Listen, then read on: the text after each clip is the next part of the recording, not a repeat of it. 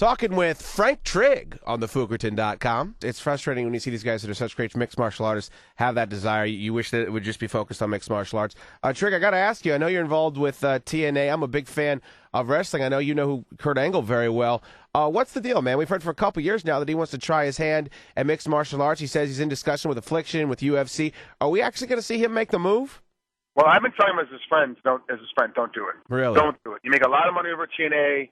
You're it's the same thing. I try to use it kind of like compared to like Michael Jordan. Michael Jordan was such a great basketball player, wanted to get away from basketball, take a break, but didn't want to stop competing, so he went and played baseball. And he was horrible at baseball. But this is one of the icons of all sports, of all athletes of our day, and he switches sports and completely falls apart. Kurt Angle is a great pro wrestler. He's an amazing athlete when he's inside that ring for pro wrestling. But to make the switch over to the MMA cage or ring just doesn't make any sense, especially when his neck is hurt, the way his shoulders hurt, the way he has some knee problems. I just don't understand why he would do it. Then I talked to him again. I'm like, Kurt, don't do it. But he's been training. Kurt, don't do it. He's been training.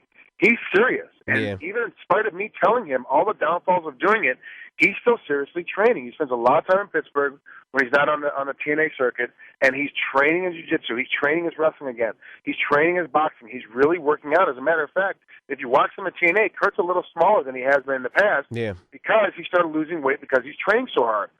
I haven't been on TNA probably about 2.5 months, and he was 207 pounds. I talked to Kurt 3 or 4 days ago, and he's right around 200 pounds right now. He's losing weight, and he's putting mass on. It's a guy that's going to come in his first fight. Everyone's thinking, he's going to be a heavyweight. Okay, well, maybe he's be 205. His first fight, if he really does this for real, I'm not saying that he is. I'm saying he's seriously training. He's definitely considering it. If he pulls this off, his first fight will be 185. Oh, my God. But I don't understand.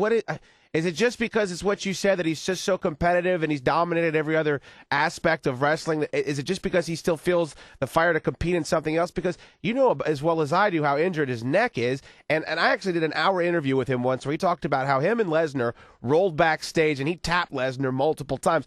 I believe that, he possibly could compete, but it's certainly not in his best interest. Do you think that he'll even be sanctioned to fight given his injury history?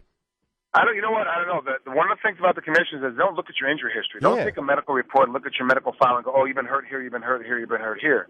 They're basically looking for what's hurt now, what's injured now. If you're crazy enough to step in there, they're going to kind of give you the benefit of the doubt.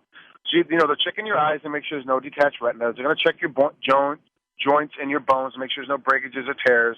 But other than that, you're really kind of up in the air. You really don't have much going on.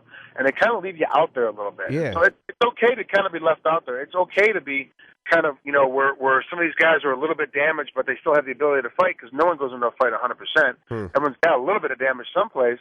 But I think he will get commissioned. The problem is that he's so old now. He's getting to a point now where the age is going to become a factor with these commissions where they're going to go, is he able to fight his first fight at the age of 40 years old plus? So that's the question that's going to be happening. But I got to be honest with you, Kurt's in better shape than most 20-year-olds that are sitting right now listening to our show at home. Wow. He's in better shape than most MMA guys I see that are already fighting. I mean, I got to be honest with you. He's in better shape than most guys because he's a guy that even with pro wrestling, when you're not training to learn new techniques and new moves for pro wrestling, you're still doing pro wrestling 4 nights a week because you're out there in front of the cameras and out there doing house shows. Yeah. You've got no choice but to doing pro wrestling.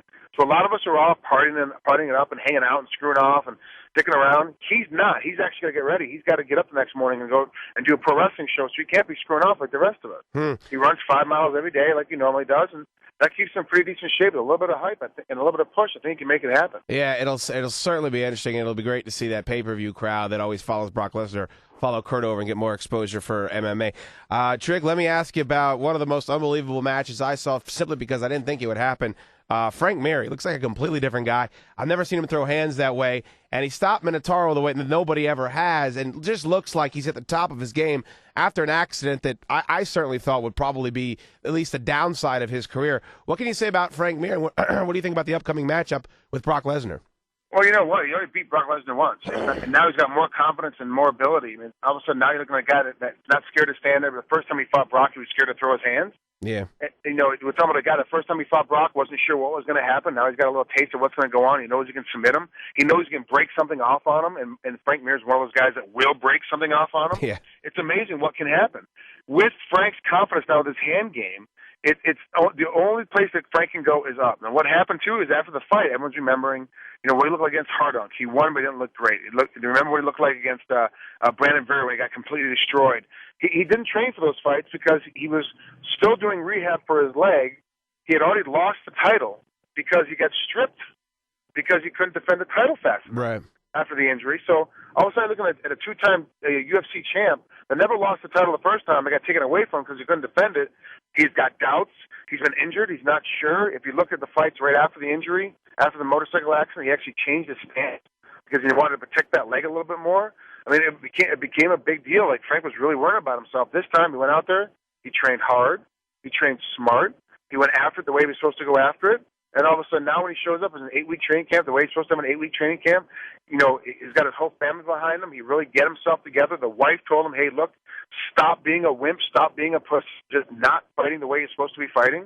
He decided to go ahead and train for real for one time in his life, and look how good he got. Yeah. If he trains for real again against Brock Lesnar, he's going to kill a guy again. Yeah. Yeah, absolutely. Trigg, you're the best in the business, man. Clearly, you deserve to earn your wage by doing this. I really appreciate your time. People can get at you on MySpace and Facebook. Plug your website also, man. You got some good gear up there.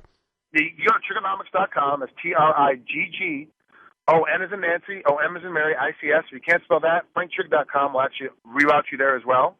I'm right in the middle. I'm actually, as I'm talking to you, I'm heading home. I got 4 new designs. I got to finish up for my spring line. I've got to get them completed here next couple of days to get them ready for press. So coming here February, March, April, you're going to start seeing some new stuff coming up. And we just opened up our organic cotton line. I'm pretty proud of that it's going to expand as well come springtime. You always got 10,000 irons in the fire, man. Really appreciate you taking the time. We'd love to catch up with you again in the future. Thanks, guys. I really appreciate it. Have a great day. Thanks, Frank. Take it easy, man. Frank Trigg, and of course, got his own radio show, did the color for the first Affliction fight, of course, fights himself. I believe he's won his last 2 fights, and is involved with TNA Wrestling. I mean, the guy's doing everything, and he seems to be doing it the right way. Really appreciate his time. Thank you for logging on to thefukerton.com. This is Chad Dukes.